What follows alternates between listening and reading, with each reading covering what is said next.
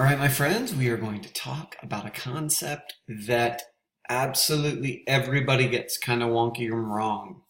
Um, and that's what we do, is analyze concepts and the glue that holds them together, the logic that holds them together in order to make arguments and give reasons for particular beliefs. And particularly, we analyze the ones that people get wrong a lot of the time.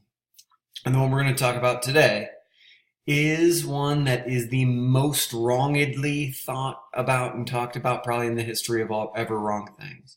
It keeps coming up over and over again because people just don't take the time and aren't maybe thoughtful enough to figure out, oh wait, what does this word mean in the discipline from whence it came? How was it originally conceived of? How was it thought of? And that word is privilege. People talk about white privilege. People talk about socioeconomic privilege, privilege that comes from being associated with race, gender, sex, sexual preference, assumed gender. There's a gazillion things we could talk about. But let's get the concept first, and then we'll talk about whether it exists. Then we'll talk about reasons why we ought to believe it does or does not exist. But we got to understand the concept. And the first thing I want to tell you about the concept that so many people get wrong is it doesn't have to have anything to do with prejudice or racism or sexism, right? When people are talking about privilege, in general, if we're talking about it in the context of the field from whence it came, which is social science, anthropology, sociology, you can go into critical race theory, gender studies sorts of stuff, whether we're talking about like Macintosh's invisible knapsack or we're going all the way back to Du Bois, right? Like we can talk about all these different people in between, a gazillion theorists who've talked about privilege. All of them are talking about it more or less in the same way. And our contemporary discourse, a lot of people are just ignoring that. And the reason we ought to consider their definition is the same reason I can't be like, ooh, I've decided that tibias aren't tibias anymore. I'm just going to call them pokey poke bones. Like, I don't get to do that, right? The doctors, the anatomists, I don't even know if that's a thing. They get to decide what we call bones, and they have conventions, and they've all, like, the conventional belief and the conventional definitions. So we can't just decide, ooh, privilege means something else. So what does privilege mean? And the simplest, most straightforward definition I can think of, like, it's a really general definition that was borrowed and I'm sure consistent with all of them, is, right, like we have some sort of advantage or lack of disadvantage that is conveyed in a particular society by the institutions, the system, or the structure, right? Like whichever way you want to think of it.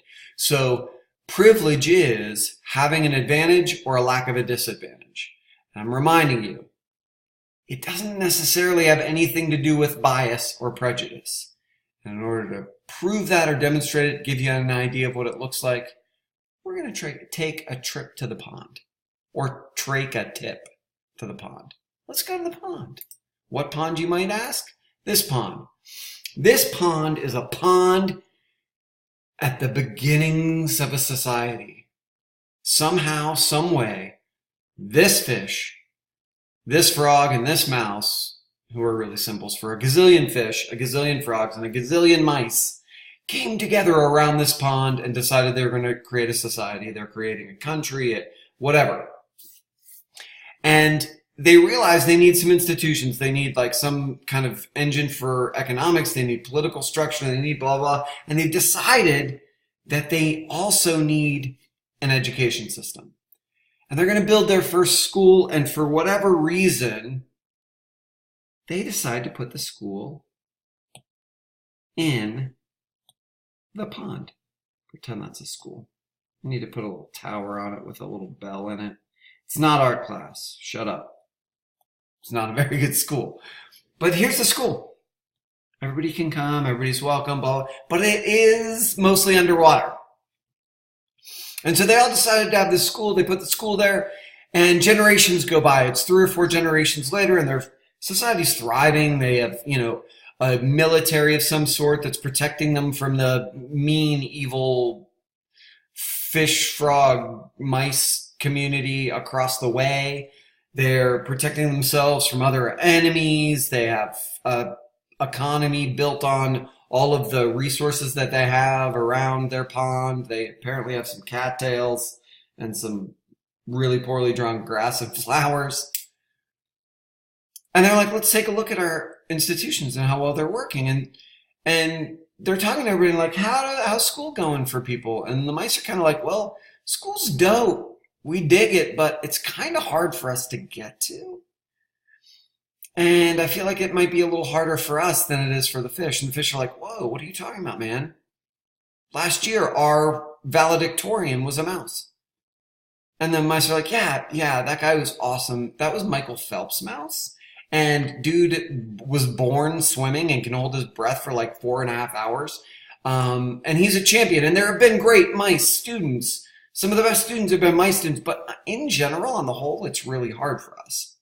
And the frogs are like, oh, I can see that. I can see how it'd be hard for you because it's kind of hard for me sometimes, right? Like I can't just hang out underwater indefinitely, but I can kind of make it work a little better. It's probably a little easier for me than the mice. And so they decide to do some research, and they do some research, and they find out, oh my Lord, 4 times as many fish are graduating from high school as our mice. And we'll just say 2 times as many frogs are graduating as mice. And the mice are like, whoa, that feels a little like something is wrong going on there. And I think maybe it has to do with the fact that it's really hard for us to swim and hold our breath underwater. And the frogs, yeah, that kind of makes sense. But some frogs are like, no, suck it up. Some mice are like, no, suck it up, dude. How was Michael Phelps' fish, our mouse? I crushed. You guys just aren't working hard enough. And some of the fish, I mean, the fish get it. Everybody's getting it. They're like, yeah, I get it, kind of. This makes sense. Maybe we should do some more research into it or something else. Let's figure it out. I'm here for you. And a whole bunch of people, fish, frogs, and mice are like, hey, we got to change this. Maybe we should move the school and have it rotate. Like, so some days it's in the water, some days it's on a lily pad, and some days it's in the grass for the mice. And the mice are like, yeah, that sounds dope. This seems like it'd be more fair. Right? That all explains the discussion around privilege that in this fictional world, this is fiction, by the way, because fish don't go to school. Neither do frogs and mice, just to let you know. But this is an illustration of privilege in that the fish have privilege over the frogs and mice with regard to education. There's no bias. There's no prejudice. Fish don't hate mice. All of the fish are like, hey, I have mice friends. Nobody's intentionally or thoughtfully trying to oppress someone else. But the structure's set up so that the fish have a decided advantage. It's way easier for them to go to school underwater. And that really, in a pond shell, I guess, is what people are talking about when they're talking about privilege. And now this is just kind of an analogy, a crazy, zany metaphor. But the fish are absent an obstacle that the mice had. Or they have an advantage, if you look at it that way, that the mice didn't have. It wasn't based on them being speciesist against mice. It wasn't based on anything else of them intentionally trying to do wrong. It was the structures were set up in a way that it benefited one group over another for no good reason, right? Like in a way that wasn't fair. Now, what's interesting is when confronted with this information, the mice and the frogs and the fish could say, hey, wow, it's really good to have that idea because we never saw that perspective before. And it's not to say the mice wouldn't be like recognizing, hey, some of you fish have it hard too, right? Like in different ways. But on the whole, we kind of have a shittier deal. Right? I get it that Steve the fish has to swim past like saber-toothed tiger muskies that want to kill him every day to get there. No one's saying that individual fish won't have harder goes of it than individual mice. Steve the fish's gig, way harder than Michael Phelps. But on the whole, there's an institutional or structural or systemic thing that it conveys an advantage to one group over another. That's what people are talking about with privilege. Now, what we'll talk about next time in another screencast is, if we look at it that way, we can start to recognize why, if there were some fish who said, no, you can't move the school, or, well, look, Steve had a really rough go of it, or I'm not a speciesist, I'm not against the mice, why are you trying to blame me and take my school from me? If they responded to wanting to put the school in the field sometimes, or sometimes on the lily pad to make it more fair for the others, people might want to say, wow, you are a fish supremacist. Because you're mostly just seeing your point of view and worried about keeping the status quo, even when the status quo unfairly benefits you and keeps you on the top. Meaning you're advocating for your supremacy, maybe. So next time we'll talk about evidence, or what sorts of evidence we might give, or an analogy and example, something crazy and zany, to illustrate whether or not we have evidence for the existence of privilege in the world. That was hopefully clarifying the concept. We all get what it means now. It's an institutional or systemic or structural feature of a system that conveys an advantage or a lack of disadvantage to one group over another. That's it. We'll talk more about it next time. Thank you so much for your time. Be good, seek joy, rock and roll, speak the truth, love everybody, especially yourself. Peace.